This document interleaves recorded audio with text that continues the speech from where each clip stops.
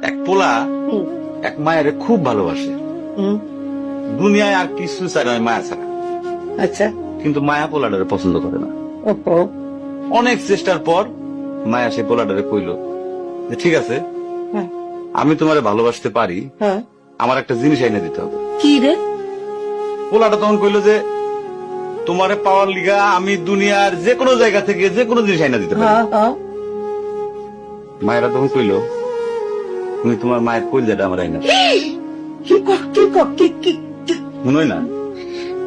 কি গল্প শোনালি দিদু?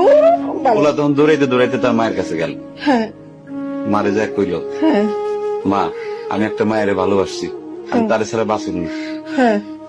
কিন্তু ওই মায়া আমার একটা জিনিস নিয়ে যাইতে কইছে, সেটা হলো তোমার কলিজা। তুমি যদি তোমার কলিজাটা আমারে দাও, ওই মায়াটা কলিজাটা পাইলে আমার ভালোবাসবে।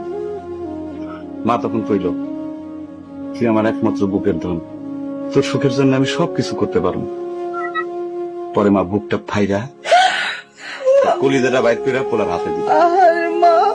পোলাটা কলিজাটা হাতে পাইয়া যে কি খুশি, মা দৌড়াইতেছে দৌড়াইতেছে দৌড়াইতেছে দৌড়াইতে দৌড়াইতে হঠাৎ রাস্তার মধ্যে উষ্টা খাইয়া পড়ে গেছে। হাতের কলিজাটা হাতের থেকে ছুইটা রাস্তার মধ্যে পড়ছে।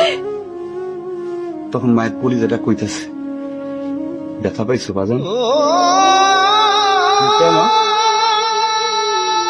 কোন মায়া যদি এইরকম কয়, সেই মায়ের আমি, আমার মনে হয় জগতের সব মায়ে একরকম, আমি পারো না মা, আমি তোমার ছাড়া আমি থাকতে পারবো না মা।